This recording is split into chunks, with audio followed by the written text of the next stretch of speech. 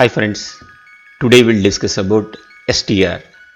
STR means Suspicious Transaction Report.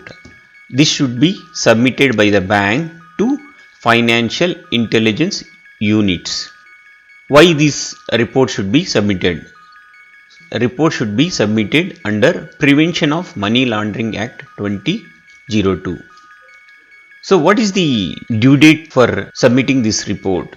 In normally you'll have some report on monthly, some report on quarterly, some report on half yearly, some report on yearly. But this report should be submitted within 3 working days from the date of such a transaction. You find any suspicious transaction in your bank or financial institution, this should be reported after 3 working days. Record of all the transactions. If you find any suspicious transaction, you have to record all the transaction, furnish the information to the director in prescribed format and identify all its clients. See, for example, a transaction happened in a account, you have to identify the clients also, and these information to be maintained for a period of 10 years. So last 10 years suspicious transactions you have to maintain. So what are the categories of suspicious transaction? So identify of client, background of client, multiple accounts, activity in accounts, nature of transaction, value of transaction, identifying the client, whether he is an individual or organization, what is his background, whether he is linked to any political party or linked to foreign business or related to any other business organization, whether it is a single account or multiple accounts, what type of activity these people will do, nature of transaction, whether these are cash transactions or they are cancelling the DD and depositing to the account, or value of the transaction, what is the value, whether it is 1 lakh, 5 lakh, 10 lakhs. These are the categories of the suspicious transaction. So how to identify these suspicious transactions? To identify these transactions, you have to set up some rules. With the rules, you'll get the alerts. These alerts will be verified and you have to come out whether it is a suspicious transaction or a normal transaction. These rules can be set one organization to another organization, depend on their business, they can set up their rules and limits also. So I have given some sample rules. Today we'll discuss like transaction involved in a location with terrorist incident. So you see any transaction happening to Iran, for example. So then you will identify this is the suspicious transaction. You can identify the transaction, any transaction happened in a country called Iran, then you can take it up this one as a suspicious transaction. And second one, high value non-cash deposit in a month. You find your setup like 5 lakhs is the high value. So non-cash deposits in a month. So other than cash, you are cancelling DD and crediting to your account, or you are got a transfer from other account or other organization. So these are high value. High value can be decided like as per your organization norms, it can be 5 lakhs or 10 lakhs. Sudden high value transaction for the client. You are observing this account from last 1 year or 2 years, there won't be much transactions in this account. Suddenly you see high value transactions for this account, 10 lakhs debited, credited, 50 lakhs, 30 lakhs, then this is a suspicious transaction. High value transaction in a new account. When a new account is opened, first 6 months will monitor this account, but you have seen a sudden high value transaction, it can be 5 lakhs or 10 lakhs, then it can be treated as suspicious transaction. High value transaction, dormant account. Account was dormant and inactive for a longer period, 1 or 2 years.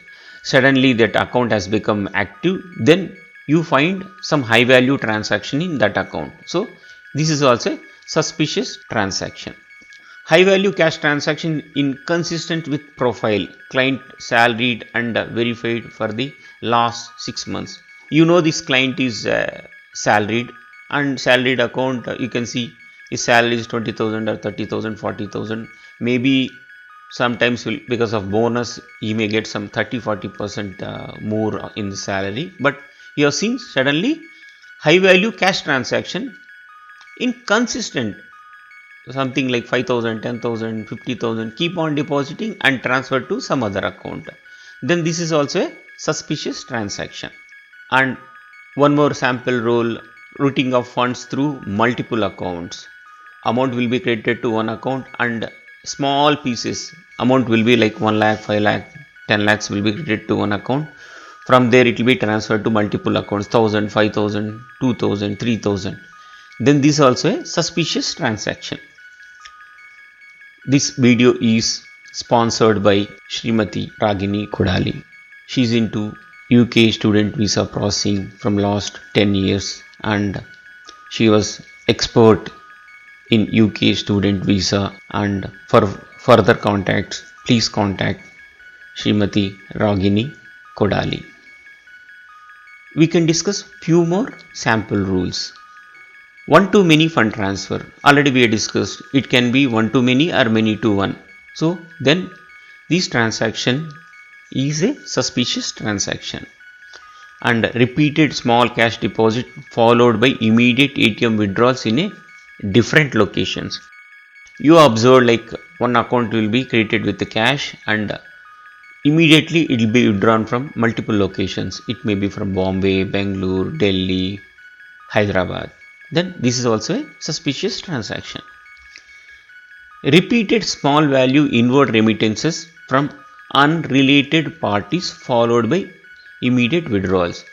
You find some account, for example, if it is an individual account, normally from individual amount will be credited or family members or third party. But you have seen unrelated, some XYZ organization, that organization not at all related to his business or his category, you are getting the credits and immediately withdrawals are happening. Then you see this is also a suspicious transaction. Large value cash withdrawals against international card. International card is issued and you are seeing lot of cash withdrawals against this international card. Then this is also a suspicious transaction. Large repetitive card uses at the same merchant. You have seen same merchant, same shop. You keep on withdrawing, you keep on using your card. Premature closure of large loan through PO or DD. You have seen like you have taken loan, it may be organization, individual, but this large loan closed through a pay order DD. If you take loan from other bank, you will get a balance transfer, but you have seen like account is closed through a pay order or DD, demand draft. So if you find these type of transactions, how to report to the director? So to report these transactions, you have electronic filing. So you need a control file, you need a branch data file, account data file, transaction data file, individual data file, entity data file. Control file means your organization details and branch details means which branch this transaction happened, and account details means which account this has happened, whether it is a current account, savings account or any other account, what type of transaction, whether it is a transfer, cash, clearing, whether it is a individual, then what is his name, email ID, mobile number, address. If it is entity, what is the entity name, who is the proprietor, who is the director. These details will be captured in this electronic format and it should be submitted to the director. Thank you friends. If you like my video, please subscribe and share with your friends also.